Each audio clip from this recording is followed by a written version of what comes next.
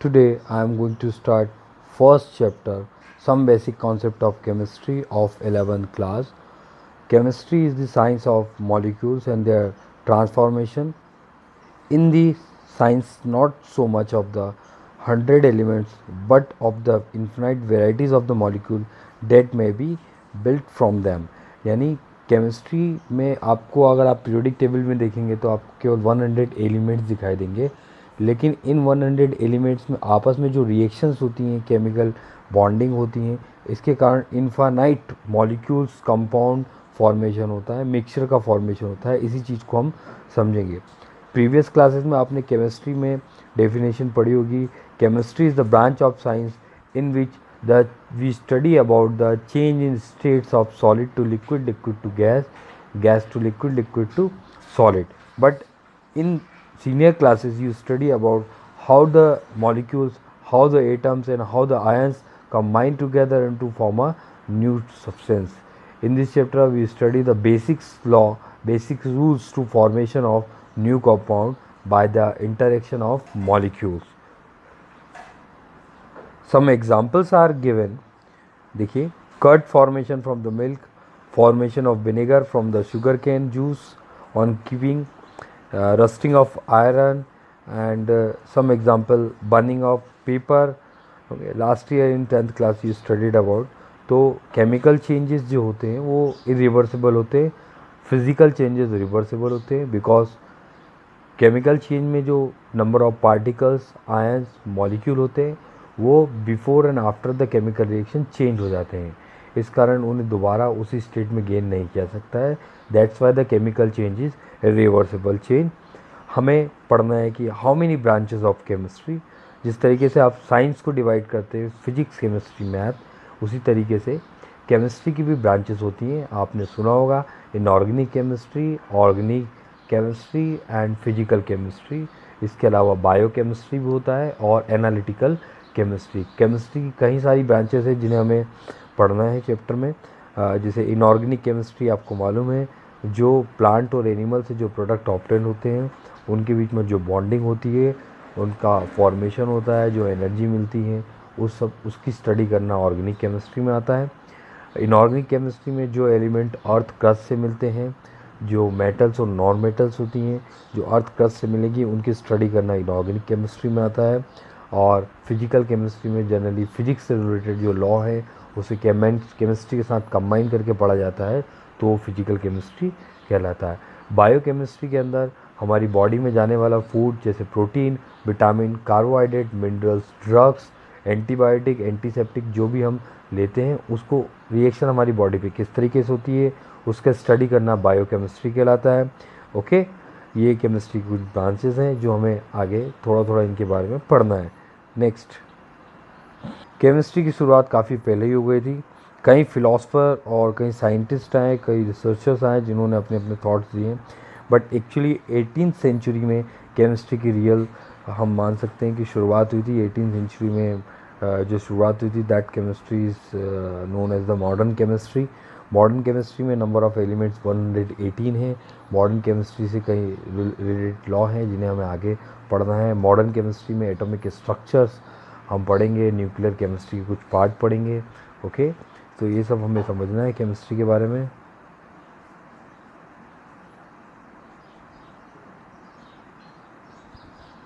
देखिए, केमिस्ट्री के कारण ही हम देखें एशियन केमिस्ट्री में जो रसायन शास्त्र यूज़ करता है, रसायन क्रिया, रसायन विद्या के नाम से जाना जाता था, जिसमें आयुर्वेदिक जड़ी बूटियाँ, मेडिसिन्स बनाई जाती थी, कॉस्मेटिक्स बनाए जाते थे, डाई, सिंथेटिक, ये सब मॉडर्न केमिस्ट्री के पार्ट नहीं है. ये प्रीवियस समय से चला है. मोहनजोदारो के बारे में आपने पढ़ रखा होगा. यहाँ पर जो है केमिस्ट्री से रिलेटेड कई सारे कोर्सेज चलाए जाते थे जिसमें लोगों को chemical, foods formation, food preservative, और हम बात करें तो सब्सटेंस को कंजर्व करने के लिए, सब्सटेंस को प्रोटेक्ट करने के लिए, इसके अलावा न्यूरोलॉजी से रिलेटेड कुछ शायद तैयार करते हैं जिसे आज हम पंचक्रम के नाम से जानते हैं. ये सब केमिस्ट्री की पार्ट है, पहले चलाया जाता था. आज मॉडर्न केमिस्ट्री में हम cement, glass jar, potash glass, marble, stones, इन सब के बारे में पढ़ते हैं. ये सब मॉडर्न केमिस्ट्री के पार्ट है। एलॉय के बारे में आपने सुना होगा, जब दो मेटल्स को एक टेम्परेचर में मेल्ट करा जाता है तो वहाँ पर मिक्स करके एलॉय फॉर्मेशन करती हूँ। इसके अलावा प्रिजर्वेटिव्स के बारे में आपने पढ़ा होगा, एटॉमिक स्ट्रक्चर्स के बारे में आपने सुना होगा। ये सब मॉडर्न केमिस्ट्री के पार्ट हैं। Okay, in ancient time metrology, copper metrology आपको दिख रहा होगा। मेट्रोलॉजी मतलब किसी भी जब ज़मीन से हम डगिंग करते हैं तो उसमें जो हमारे पास मटेरियल निकल के आता है उसमें से कॉपर को या किसी मेटल को एक्सट्रैक्ट करना मेट्रोलॉजी कहलाता है। तो कॉपर की मेट्रोलॉजी इंडियन एशियन टाइम में इंडिया में काफ़ी हुआ करती थी। और आर्कियोलॉजिकल सर्वे से आपको मालूम भी चला हुआ कि इंडिया के अंदर जो पुरातत्व बोलते हैं वो सब ज़मीन से अंदर डगिंग करके सामान जो निकालते हैं उनकी लाइफ को पता करा जाता है। ओके, इसके अलावा ऋग्वेद के अंदर आपको मिलेगा कि टैनिंग ऑफ लेदर कैसे कराता है, डाइंग ऑफ कॉटन, कपड़ों को कलरिंग कैसे करता है, इन सब के बारे में बताया गया है। अब अगर हम देखें तो इसके अलावा अगर आप देखेंगे तो रसोपनिषद जो है उनमें डिस्क्राइब किया गया कि गन पाउडर कैसे बनाया जाता है। इसी तरह साइंस के काफ़ी माने हुए नागार्जुन का आपने नाम सुना होगा, साइंटिस्ट थे जिन्होंने मेट्रोलॉजी के बारे में काफ़ी ज़्यादा बताया था कि किस तरीके से और मिनरल को सेपरेट कराया जाता है, उसमें से किस तरीके से इम्प्योरिटी को अलग कराया जाता है। इन सब के बारे में हम आगे पढ़ेंगे। मेट्रोलॉजी अपने आप में एक कॉन्सेप्ट है, एक अपने आप में चैप्टर है जिसको आपको आगे पढ़ना है, 12th के अंदर ये आएगा। ओके, और चाक्रपानी करके डिस्कवर्ड द मरकरी सल्फाइड्स, है ना। आप ये पेज देखेंगे तो इसमें आपको डिस्कवरीज के बारे में पता चलेगा। अजंता एलोरास गुफाएं के बारे में बताया गया है। Next, number of classical text given. Okay, दो सनफ्लावर ऑर्पिमेंट्स है ना, फोनिकल्स आर, तो ये लाख आख जो आप देखते हैं आज केमिकल सब्सटेंसेस में, वो सब केमिकल प्रोसेस के थ्रू बनाए जाते हैं। सीमेंट प्लांट्स अगर आप देखें, cement plant, brick iron, steel, acidic plants, basic plants, ये सब जो है ऑर्गेनिक केमिस्ट्री के पार्ट्स होते हैं जिन्हें हमें स्टडी करना है। माउथ परफ्यूम, तो इस चैप्टर में हमें ये समझ में आ रहा है कि केमिस्ट्री की शुरुआत कैसे हुई और किन किन चीज़ों का डेवलपमेंट हुआ है, कहाँ से हमें बेसिक्स मालूम चले हैं, कहाँ से केमिस्ट्री को आगे बढ़ाया गया है। ये सब आप पढ़ेंगे, स्टडी करेंगे तो आपको समझ में आएगा। आज 20वीं सेंचुरी में हम देख रहे हैं मेडिसिन का इम्पोर्टेंस काफ़ी ज़्यादा बढ़ गया है। कोरोना काल में आप देखिए, क्लोरोक्विन करके एक गोली थी जिसका उपयोग डॉक्टरों ने किया था। हमारे इंडिया ने कई कंट्रियों को ट्रांसपोर्ट किया है क्लोरोक्विन करके, तो ये भी केमिस्ट्री का एक पार्ट है। हम जो खाना खाते हैं, जो डाइजेस्ट होता है और ब्रेक होता है, वो भी एक केमिस्ट्री का पार्ट है। जो आप पानी पीते हैं, पानी के अंदर जो वाटर का मॉलिक्यूल फॉर्मूला पढ़ते हैं आप H2O, वो भी एक केमिस्ट्री है। तो केमिस्ट्री हमारी लाइफ में हमेशा जुड़ी हुई है, हर जगह जुड़ी हुई है, हर हिस्से, हर कॉर्नर से सपोर्ट करती है, इसलिए इसे हमें समझना बहुत ज़रूरी है ना। अगर हम बात करें तो ये सब उसी के बारे में बताया गया है कि केमिस्ट्री की शुरुआत कहाँ से हुई, कैसे हुई, किन्होंने बनाया। हमारे इंडिया के एक साइंटिस्ट थे महर्षि कनाड करके साइंटिस्ट थे, जिन्होंने परमाणु करके बताया था कि all the universe are made of very tiny particle, very small particle, that name is the परमाणु। परमाणु के बारे में उन्होंने बताया था, बट उन्होंने अपने शास्त्रों में वो चीज़ें लिख के चले गए होंगे।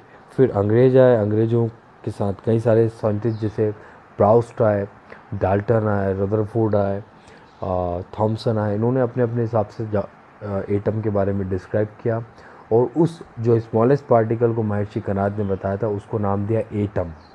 मेरी बात समझ में आ रही होगी आपको कि इंडिया के जो साइंटिस्ट थे महर्षि कनाद, उन्होंने पहले ही बता दिया था, जो ऋषि थे उन्होंने पहले ही बता दिया था कि यूनिवर्स छोटे छोटे पार्टिकल से मिलकर बना है। बट जो हमारे जो साइंटिस्ट बाद में आए उन्होंने फिर उसको नाम दे दिया, उसका एटम दे दिया, अपने अपने हिसाब से उन्होंने थ्योरी प्रपोज कर दिए। ओके, तो हम एटम और मॉलिक्यूल्स के बारे में पढ़ेंगे। तो एक जगह डेफिनेशन केमिस्ट्री की ये भी आती है, the study of interaction between the atom and molecule, the reaction between the atom and molecule to learn the property of atom and molecule is known as the chemistry. यानी chemistry बिना atom और molecules के possible नहीं है। इस चीज़ को आप समझे, ये मैं आपको बता ही चुका हूँ। देखें आगे। अच्छा, एटम और मॉलिक्यूल्स क्या होता है? Atom is a smallest part of substance. किसी भी चीज़ को अगर हम ब्रेक करते जाएं तो लास्ट वाला जो पार्टिकल मिलता है जिसे ब्रेक ना कर सकें उसे हम एटम कहेंगे। इन प्रीवियस थ्योरी यानी एशियन थ्योरी में ये कहा जाता था कि atom is not divided, atom is not destructible part. Okay, यानी अगर हम एक चौक को तोड़ना चालू करें उसकी डस्ट बन जाएगी, उस डस्ट को ब्रेक करें और ब्रेक करें तो जो सबसे फाइन पार्टिकल आएगा उसको एटम के, यानी यूनिवर्स में जो सबसे छोटा पार्टिकल है उसे एटम कहा जाता है इन Asian theory. But modern theory में एटम को ब्रेक करा सकता है प्रोटॉन, इलेक्ट्रॉन और न्यूट्रॉन, मेसॉन, पाई मेसॉन करके कुछ आते हैं बट वो आपके भी सिलेबस में नहीं है। इतना याद रखिए कि इलेक्ट्रॉन, प्रोटॉन, न्यूट्रॉन में ब्रेक कर सकता है इन मॉडर्न थ्योरी के अकॉर्डिंग। ओके, नेक्स्ट देखते हैं इम्पॉर्टेंस ऑफ केमिस्ट्री। ये मैं आपको बता चुका हूँ, केमिस्ट्री का हमारी डेली लाइफ में बहुत ज़्यादा इंपॉर्टेंट है। आज हम जो प्लास्टिक के चीज़ें यूज़ कर रहे हैं, जो प्रिजर्वेटिव्स यूज़ कर रहे हैं, वो सब में केमिस्ट्री का इंपॉर्टेंस है। देखिए फर्स्ट पैराग्राफ में आपको दे रहा है वो कि drug, soap, detergent, metal, alloy और जो भी न्यू सब्सटेंसेस बनते हैं, dye, fertiliser, pesticides, chemical industries में बनाए जाते हैं। ये सब केमिकल्स केमिस्ट्री के ही पार्ट हैं और केमिस्ट्री से ही तैयार करते हैं। इसके अलावा अगर हम देखें फूड प्रिजर्वेटिव्स का भी केमिस्ट्री में यूज़ करा जाता है, मेडिसिन्स का भी यूज़ करता है। अगर आप देखेंगे सिस्प्लेटिन और टैक्सोल करके आपको 2 ड्रग्स दे रहे हैं। इसके अलावा आप DDT यूज़ करते हैं। इस DDT आपने सुना होगा, एक पेस्टिसाइड्स होता है। इसके अलावा डेटॉल, सेवलॉन, साबुन में आप जो केमिकल्स यूज़ करते हैं वो है ना। एक AGT करके दिया है, एजिडोथाइमिडाइन जो करके एक ड्रग होता है, कैंसर के इलाज में यूज़ होता है। इसके अलावा ये एड्स के इलाज में भी यूज़ करा जाता है। ओके, यहाँ पर आप देखते हैं कंट्रीब्यूशन ऑफ केमिस्ट्री। केमिस्ट्री के बिना अगर हम देखें गाड़ी के अंदर जो फ्यूल कंबशन होता है उसमें केमिकल प्रोसेस होती है तभी गाड़ी होती है। तो केमिस्ट्री का कंट्रीब्यूशन हर फील्ड में, चाहे वो इलेक्ट्रिक हो, चाहे मैग्नेटिक हो, चाहे ऑप्टिकल हो, क्योंकि विदाउट इलेक्ट्रॉन जो है करंट फ्लो नहीं होता। और इलेक्ट्रॉन एक प्रॉपर्टी होती है केमिस्ट्री में जो एटम के साथ कंसिडर करी जाती है। फाइबर इंडस्ट्रीज़ में भी केमिस्ट्री का यूज़ होता है ताकि कपड़ों को प्रॉपर थिनिंग करना, थ्रेडिंग करना, क्लीनिंग करना, वॉशिंग करना, ड्यूरेबिलिटी बढ़ाना, इन सब में उसका उपयोग किया जाता है। You can understand I think जो I am telling this thing. इसके बाद CFC आपने सुना होगा, रेफ्रिजरेटर के अंदर यूज़ करा जाता था। इसके अलावा इन्वायरमेंट को क्लीन करने के लिए भी हम केमिकल का यूज़ करते हैं। यानी केमिस्ट्री आप देखेंगे तो हर पार्ट में होती है। देखें आगे, next nature of matter. In the 9th class, you study about the matter. Matter is a substance which occupy the space. Matter has the 3 state: solid, liquid, gas, and 2 other state, that is a plasma and Bose-Einstein state. According to the chemistry, there is a 3 state: solid, liquid, gas. But in modern time, there are the 5 state: solid, liquid, gas, Bose-Einstein, and plasma. States of matter: solid, liquid, gas. You know very well about the states of matter. Solid in the particles are tightly bonded. They have definite shape, size, melting point, freezing point. All the physical and chemical properties are different, and particles oscillate at the mean position.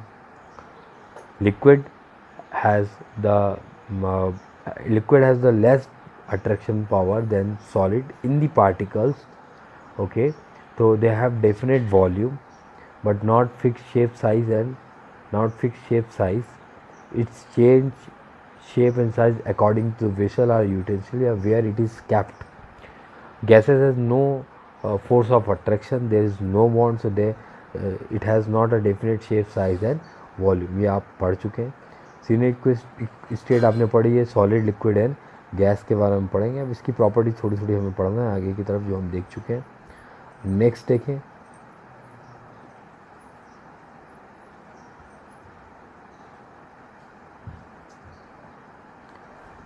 Solid. देखिए ये diagram में आपको दिख रहा है solid, liquid, gases. Solid के अंदर particle जो है टाइटली बॉन्डेड होते हैं, इस चीज़ को आप दिमाग में रखेंगे। सॉलिड के अंदर पार्टिकल जो है टाइटली बॉन्डेड होंगे, बहुत पास पास होते हैं। जबकि लिक्विड के अंदर देख रहे हैं आप पार्टिकल थोड़े दूर दूर होते हैं, सॉलिड से ज़्यादा दूर होते हैं, और गैस के पार्टिकल काफ़ी दूर दूर होते हैं। ऐसा कहा जाता है कि गैस के पार्टिकल में कोई भी बॉन्ड नहीं होता है, लेकिन ये सही नहीं है, इसके बीच में भी कुछ बहुत वीक टाइप का बॉन्ड होता है।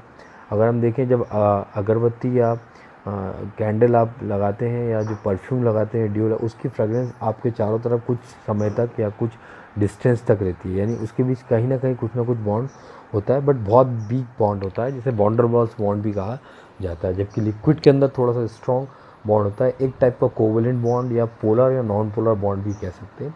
ये आगे की क्लासेस में आप पढ़ेंगे। जबकि सॉलिड के अंदर टाइटली बॉन्डेड होने के कारण बहुत स्ट्रॉन्ग होता है, ये मेटेलिक और आयनिक टाइप का भी बॉन्ड हो सकता है।